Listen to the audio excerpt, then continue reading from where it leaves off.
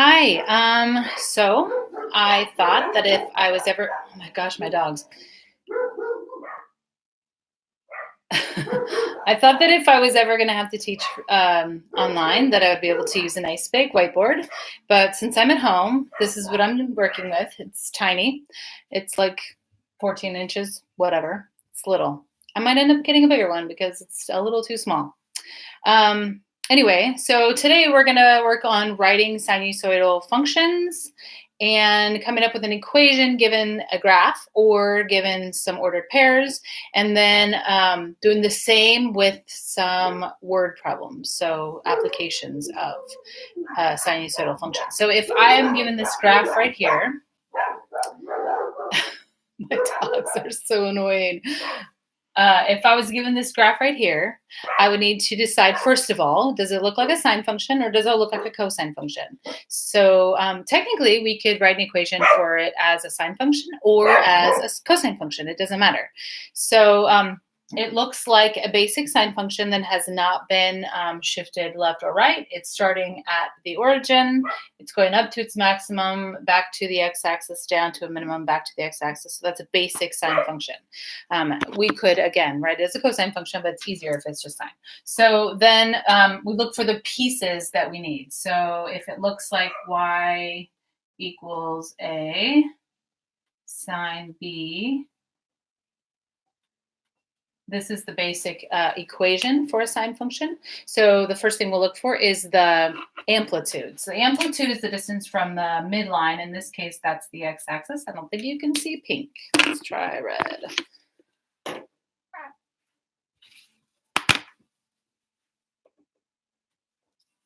So if the amplitude is the distance from the midline to the maximum value, then our amplitude would be 2. So our A value is 2. A is amplitude.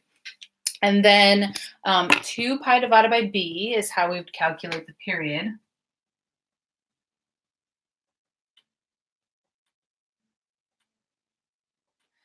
And the period of the function is how long it takes for it to complete one full cycle. And one full cycle happens in this graph. It starts at the origin, up to its maximum, back to the x-axis, down to its minimum, back to the x-axis. So one full period would be that picture right there, that kind of like a sideways S. So one full period in this case is pi over 3. So we would go 2 pi over b is equal to pi over 3. And then just solving the equation, you could either multiply b to both sides, or you can just look at the fraction 2 over b is equal to 1 over 3, so b is equal to 6. And then we ask ourselves, has it been shifted vertically up or down at all? It is not. It's, again, a normal sine function that starts at the origin. So it is not been vertical. It's no vertical shift. So the D value right here would be our vertical shift if we had one. And then the C would be our phase shift, which is a horizontal shift left or right. This one, again, has not been shifted left or right. So our function would look like y equals 2, marker, 2 sine of 6x. Ooh, that's bad. I don't think you can see that. Okay, so note to self, don't use the green marker. 6x. All right. I assume that if you have questions, I'll be able to see them.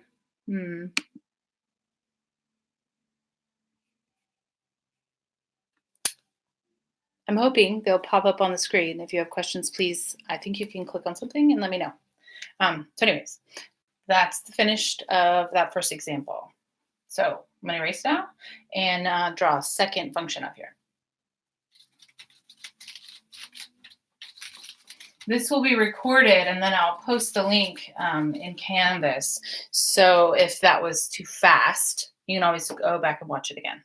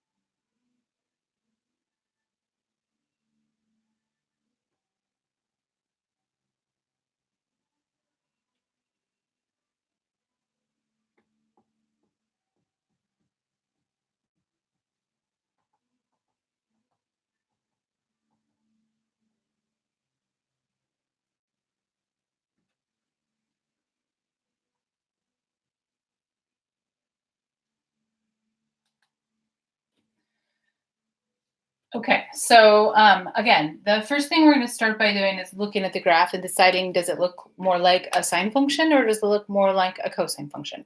And so again, you could use either one, and if you used sine and somebody else used cosine, they could possibly both be correct. So I see a cosine function. Our normal cosine function, if I was just graphing y equals cosine of x, it starts at your maximum value and then goes to the x-axis to a minimum value back to the x-axis and has that kind of an upside down parabola shape or almost a V. So I'm going to erase that. And so the basic cosine function, if I was using cosine, would look like A cosine B x minus C plus D. So then the first thing we really need to do on this one is decide if it has been shifted up or down at all. In order to calculate our amplitude, we kind of need to find that midline first. And so it looks like the maximum value is at 1 and the minimum value is at -5. So it goes from +1, the highest point at +1, to the lowest point at -5. So halfway between those two would be -2. So here's my midline at -2. And that will come in play when we look at our vertical shift. So that kind of helps us see that our amplitude then would be the distance from the maximum to the midline, which that is 3 in this case. So our A value is 3. And then 2 pi divided by b gives us our period.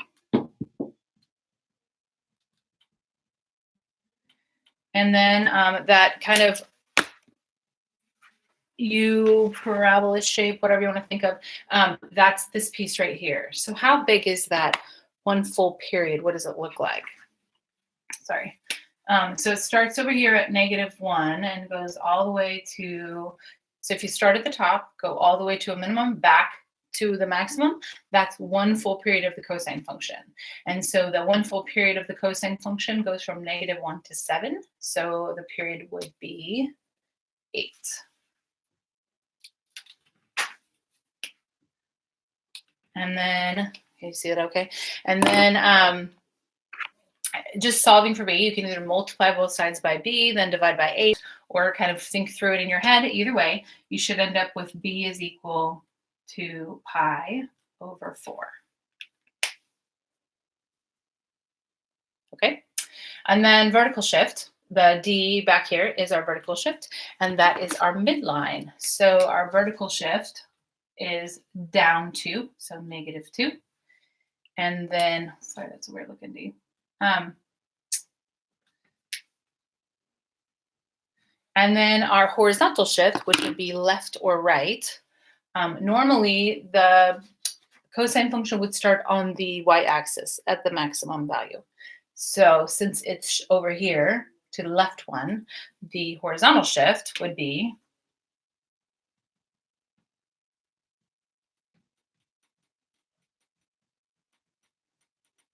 left 1 unit. So then if we plug in our A, our B, our horizontal shift, and our vertical shift, the equation would look like 3 cosine pi over 4 goes here. And then it would be a +1 on the inside for that left 1 unit. Remember that the formula is x minus c. So if it's at -1, then that's to the left 1, then that's a +1 on the inside. And then our shift down to the midline at -2 goes there. And so this would be the final equation for that function. Question. Well, I obviously I can't see any questions, so we'll see how that goes. All right. Sorry, that should say left, not level. Left. Sorry. Okay, erasing.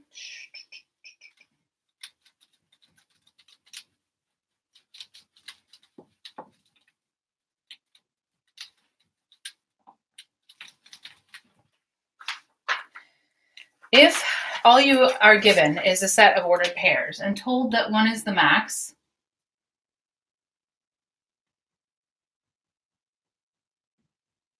and one is a minimum,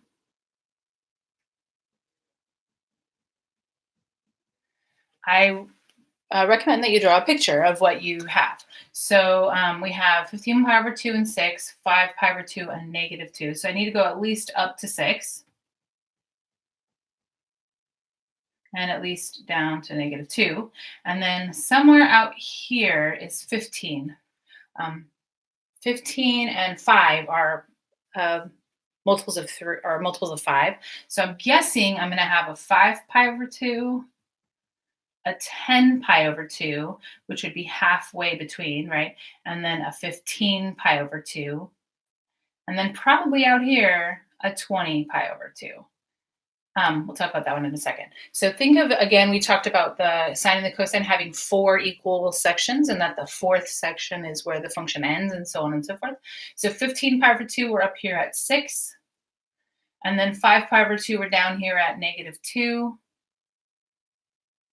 And so what it looks like is the graph is coming from up here and then headed down here, and so like that. If you look at this as your maximum value and this as your minimum value, then your midline would be halfway between the two, and halfway between the two is +2. So that's our midline.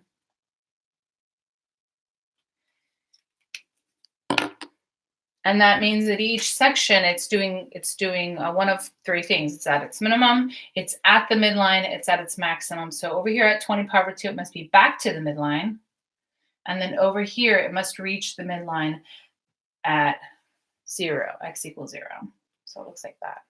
And then you decide, does that look like a sine function? Does it look like a cosine function? It's a sine function to me. I mean, you could use cosine, but it looks like an upside down sine function. So instead of going up from the midline to a maximum back to the midline, it's going down to the minimum back to the midline. So this is a reflected sine function. Negative sine of x would look like this, right? And so that's what we're going to make sure that our in front of the a value we have a negative. Okay, so I'm going to erase this, and then we'll collect the information that we need. A is our amplitude. Amplitude is the distance from the maximum to the midline. So this a value looks like 4. And again, you can calculate the -2 to 8 distance. That's or -2 to 6 is 8, and half of that would be the amplitude, so 4. And then 2 pi divided by b is the period. And it looks like this function completes 1 full period in 20 pi over 2. Now, 20 pi over 2 can be simplified to 10 pi. And now, of course, if you can simplify, you should. So here I'm going to put 10 pi. And then again, just solve for b. You can multiply both sides by b, divide, and so on. What you should end up with is b is 1/5. So we have our A, we have our B. C would be if it's being shifted left or right at all. And then D is our vertical shift. Our vertical shift is the midline. So that number would be 2. And then there is no horizontal shift.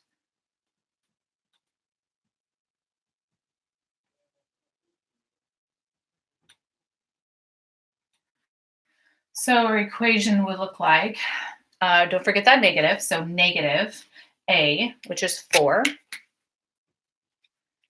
Sine function, right? So sine. And then B, which is our 1/5. X. And then our shift up of 2. Like so.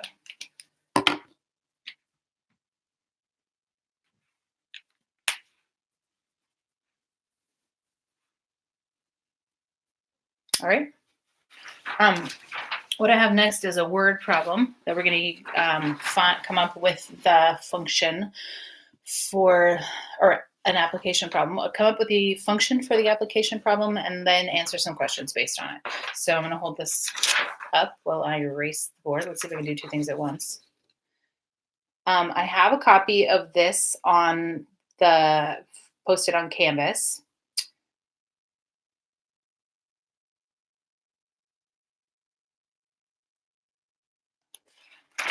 that as I work through it.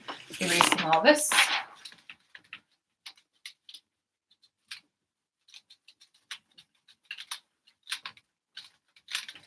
So the application problem says, on a particular fall day, the high tide in South Carolina, California, Southern California, not Carolina, occurs at 7 a.m.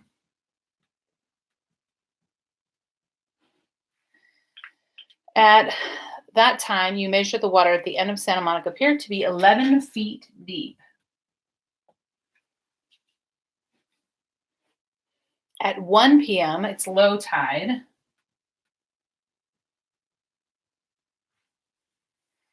And you measure the water to be only 7 feet deep. Assume the depth of the water is a sinusoidal function of time. So very similar to the last problem we did, where we took the two order pairs and we drew a picture. And then from the picture, we came up with our function. We're doing the same thing here. So I'm just going to put depth of water up this way. We need to go from 11 and we need 7, right? I could go all the way down to 0, but that's really not important. We don't care about anything below 7 and we don't care about anything above 11. So this is just what we're going to do. Okay, and then the time will go along this axis down here. And so we know that at 7 a.m., so I'm just going to kind of go over here to 7, go like that.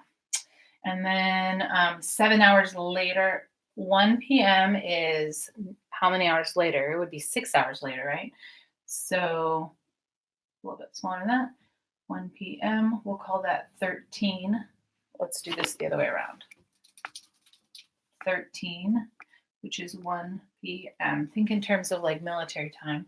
And then another, so I'm going to go every 6. So back here is 1, and then the next one would be 19. And 19 is equivalent to 7 p.m., right? And this is a.m.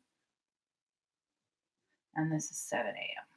Okay, so I've labeled them in terms of time and then also just raw regular numbers, 1, 2, 3, 4, 5. It's going to be helpful. So we have high tide at 7 a.m., which is at 11 feet deep. And at 1 p.m., it's low tide, which is 7 feet deep. And so then again, we're going to find that midline that we've looked at in both the other problems. The midline would be right here in the middle, and halfway between 7 and 11 is 9. And so then you're going to make the assumption that the graph is going to hit the midline halfway between the 7 and the 13, halfway between the 7 and the 1, back to a minimum at 1, back to a maximum at 19, and the midline halfway between. So something like this.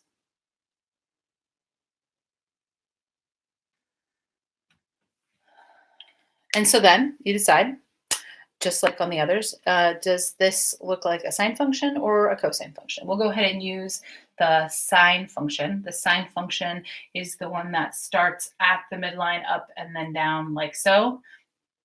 That's kind of ugly. Oh. And so I would use just this portion of the graph when I think about writing my sine function. So starting here at the midline, maximum, midline, minimum, midline. From there, I can see that my amplitude, my A, is 2. 2 pi divided by B is the period. And then what is the period for this function? Where does it start at the midline, hit maximum, midline, minimum, midline? That's this piece right here. So how far is that? This midline is halfway between 1 and 7. That midline is halfway between 13 and 19. So here it's 4. You could cut them all in half if you prefer.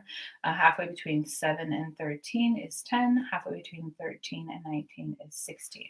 But what's the period? How long does it take to go from midline, max, midline, min, right there? That distance is 12 hours. So then solving for b, we multiply by b, we divide by the 12, and we get b equals pi over 6. So then we look for the shift up or down, the midline. Let me erase this right here. The midline is our vertical shift. So that looks like 9. And then our horizontal shift would be, I don't have another color, would be this shift to the right here.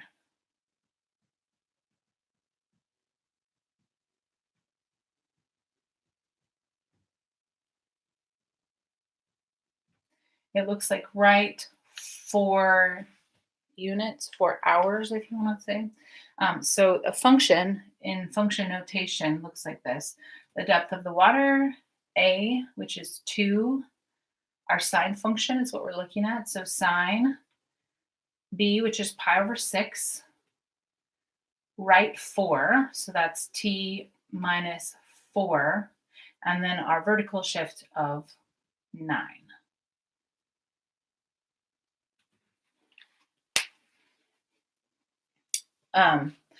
So from there, they're going to ask you to answer some questions. What time on that day does the first low tide occur? We can see from our picture that the first low tide occurred at 1 a.m. Right there, 1 a.m. First minimum value. First time it hits the 7. And then what was the approximate depth of the water at 4? At 4, it's when it's at the midline, so that's 9 feet. And at 9, it's just to the left a little bit above the midline, because 10 is when it reaches the midline. So we're going to go ahead and algebraically calculate the depth of the water at 9 p.m. So, oh wait, 9 p.m. is not even on my graph. I was thinking of the number 9. I'm going to erase this stuff, and then I'm going to put the equation back up here.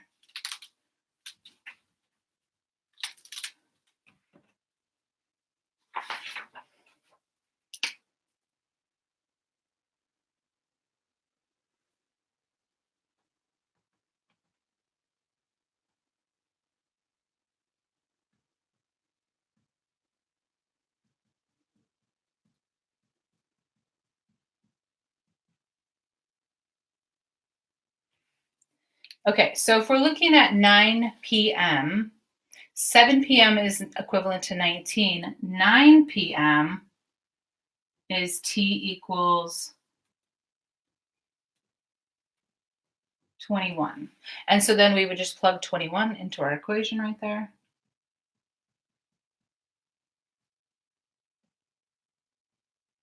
And then use a calculator to figure out what that's equal. I don't have a calculator with me, so I think it's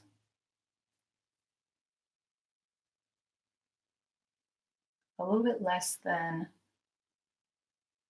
a little bit more than 9 feet. So we're going to say about 10 feet. Okay. And then how many times will the water be exactly 9 feet deep? So we can see 1, 2, 3, and then 4 when it would reach back at the midline. So 4 times is how many times it would be exactly 9 feet deep. All right. So that's the, there are 2 assignments posted on Canvas. They're PDFs of worksheets. So take a look at them. Try to do a couple problems. Let me know how it goes.